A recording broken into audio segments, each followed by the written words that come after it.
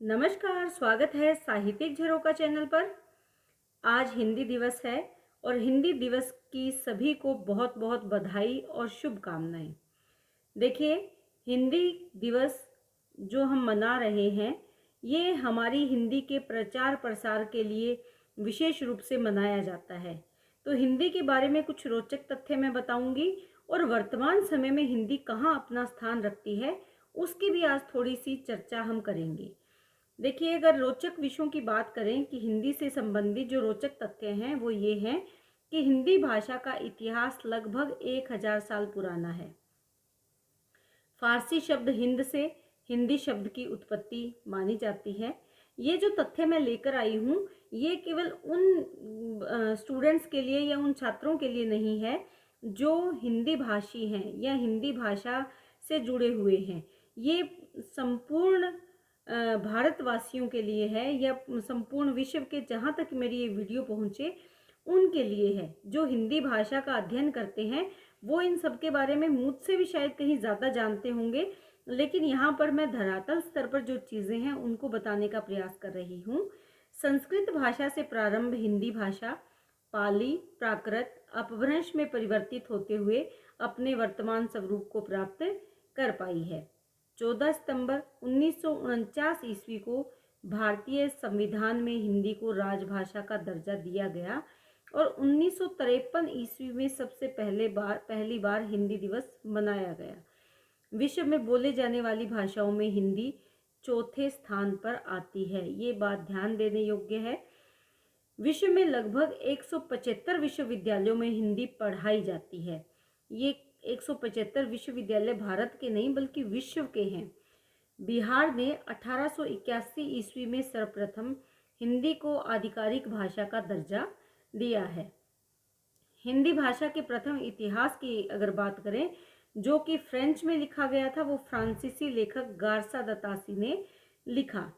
नमस्ते हिंदी का सर्वाधिक बोले जाने वाला शब्द है।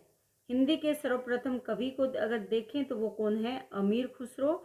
और हिंदी भाषा का उच्चारण व लेखन समान है, यानी हम जो बोलते हैं उसको हम लिख भी सकते हैं बिल्कुल वैसा ही। ये वैज्ञानिक पद्धति पर आधारित भाषा है, यानी इसके जो स्वर और व्यंजन है वो हमारे मुख से जो उच्चरित होते हैं वो लिखे भी जा सकते हैं। ये कुछ रोचक तथ्य थे हिंदी के बारे में। लेकिन इसके साथ अगर हम बात करें कि वर्तमान समय में हमारी जो हिंदी है वो कहाँ स्थान रखती है, उसकी अगर हम बात करें तो उसमें देखिए, हिंदी भाषा कोई अचानक से एकदम से ऐसा नहीं है कि इसका विकास हुआ। धीरे धीरे जैसे पाली, प्राकृत, अपभ्रंश और फिर क्योंकि हम गुलाम रहे, कभी फारसी हमारी राजभाषा बनी तो कभी अंग्रेजी, और अंग्रेजी हमारे भीतर इतनी अपनी जगह बना चुकी थी कि उसे जड़ से उखाड़ पाना या फेंक देना इतना आसान नहीं था। और उसी का खामियाजा हम वर्तमान समय में भी भुगत रहे हैं। हिंदी को राष्ट्रीय स्तर पर प्रचार प्रसार करने के लिए अनेक महापुरुषों ने इसमें अपना योगदान दिया, जिसमें महात्मा गांधी है, मदन मोहन मालवीय है, बाल गंगाधर तिलक है, पुरुषोत्तम दास टंडन है, केशव चंद्र सेन है, विनोबा भावे का नाम हम इसमें ले सकते हैं। ये वो महत्वपूर्ण व्यक्ति विशेष थे जो हिंदी का प्रचार प्रसार संपूर्ण भारत में करना चाहते थे। अनेक कवि और लेखक भी थे जो हिंदी साहित्य से जुड़े हुए थे और संपूर्ण भारत को एकता के सूत्र में बांधकर हिंदी का प्रचार प्रसार करना चाहते थे, ताकि हिंदी में एकता के माध्यम से हम स्वतंत्रता प्राप्त कर पाएं। क्यों? क्योंकि हम अंग्रेजी और अंग्रेज़ों दोनों के ही गुलाम थे। इसमें मालवीय जी की कुछ पंक्तियां मैं आपको बताना चाहूँगी। मालवीय जी क्या कहते हैं, मदन मोहन मालवीय, कि बिजली की रोशनी से रात का अंधेरा दूर किया जा सकता है, किंतु सूर्य का काम बिजली नहीं कर सकती। इसी भांति हम विदेशी भाषा से केवल अपना कार्य कर सकते हैं, लेकिन जो सूर्य का प्रकाश कर सकता है, यानी जो हिंदी भाषा कर सकती है, वो अंग्रेजी भाषा नहीं कर सकती। ऐसा कौन मानते हैं? मालवीय जी मानते हैं। वर्तमान समय में अगर देखें तो हिंदी केवल भारत की सीमाओं तक सिमटी हुई नहीं है, बल्कि बाहर के देशों में भी हिंदी प्रमुखता से बोली जाती है। जैसे सूरीनाम है, फिजी है, मॉरिशस है, त्रिनिदाद है, इसके साथ साथ यूएसए है, कनाडा है, ये बहुत से ऐसे देश हैं जहाँ पर हिंदी बहुत ही उच्च स्तर पर है और वहाँ पर बोली जाती है। इसमें जो हमारे प्रवासी साहित्यकार हैं, उनका विशेष योगदान है।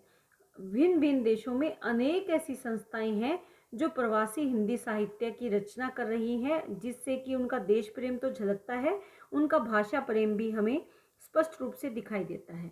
देखिए, मैं बहुत ज़्यादा कुछ नहीं बताऊँगी क्योंकि हिंदी अपनी गति से धीरे-धीरे निरंतर आगे बढ़ रही है और आप जो भी हिंदी भाषा से जुड़े हुए अध्ययन कार्य कर रहे हैं या हिंदी को अपने लिए एक चुनिंदा विषय के रूप में चुनना चाहते हैं, अपना भविष्य अगर हिंदी के माध्यम से बनाना चाहते हैं, तो उनको भी मैं यही कहूँगी कि निराशा को अपने पास ना आने दें, क्योंकि जब हिंदी गूगल के कीपैड पर पहुँच सकती है, तो हमारी हिंदी अन्य कोई भी ऐसा स्तर हो सकता है जहाँ पर पहुँच सकती है।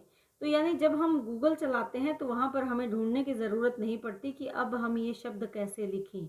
उसके लिए बाकायदा हमारे पास कीबोर्ड निकल आता है। तो इसी तरह हमारे अन्य भी जो संचार के साधन हैं, चाहे वो मोबाइल है, कंप्यूटर है, लैपटॉप है, उन सब में भी हिंदी जब अपना स्थान बना चुकी है, तो ऐसे में हमें निराश होने की ज़रूरत बिल्कुल नहीं है कि हिंदी भाषा अव्वल दर्जे की भाषा नहीं है। वर्तमान समय में धीरे-धीरे ये अपना विकास का जो स्तर है, वो तेज़ी से बढ़ा रही है। यानी इस भाषा में जो विकास है वो बहुत तेजी से हो रहा है। इसके साथ-साथ भारतेंदु जी की 2 पंक्तियाँ मुझे याद आती हैं। उन्होंने अपने काव्य के माध्यम से हिंदी भाषा का प्रचार-प्रसार तो किया ही, इसके साथ-साथ उन्होंने कहा है कि निज भाषा उन्नति अहे, सब उन्नति को मूल, बिन निज भाषा ज्ञान के मिटत न हिय को शूल। यानी हमारी खुद की भाषा ही उन्नति का मूल मंत्र है और अपनी भाषा में जो हम विचारों को अभिव्यक्त कर सकते हैं, ऐसी अभिव्यक्ति किसी अन्य भाषा के द्वारा हम नहीं कर सकते। माना कि अंग्रेजी हमारी आवश्यकता के अनुसार हम प्रयोग करते हैं, लेकिन हिंदी इसके मुकाबले में कहीं भी पिछड़ी हुई भाषा नहीं है। ये हमारी ही कुछ कमियां और खामियां हैं, तो हम अंग्रेजी को महत्व देते हैं। हम जापान और चीन की तरह अगर प्रतिबद्ध हो जाएं कि हम केवल अपनी ही भाषा को महत्व देंगे, तो अंग्रेजी की कहीं जो जमी हुई जड़ें हैं वो भी शायद हम उखाड़ सकते हैं, उनको भी हम निकाल सकते हैं। लेकिन ऐसे कोई डरने की आवश्यकता भी नहीं है हमारी भाषा को। क्यों? क्योंकि इसकी जड़ें तो प्राचीन काल से जुड़ी हुई हैं हमारे भारतवर्ष में, हमारे संस्कारों में। तो इसका विकास तो निश्चित ही संभव है या निश्चित रूप से होगा, ऐसी मेरी कामना है। तो सभी को एक बार फिर से हिंदी दिवस की बहुत बहुत बधाई। सभी जोर शोर से प्रयास करें कि हमारी मातृभाषा जो आज राजभाषा के सीमित दायरे में सिकुड़ी हुई है, वो बहुत जल्द राष्ट्रभाषा के नाम से संविधान में अपनी जगह बनाए या उसे संविधान के द्वारा राष्ट्रीय भाषा घोषित किया जाए। बहुत बहुत धन्यवाद।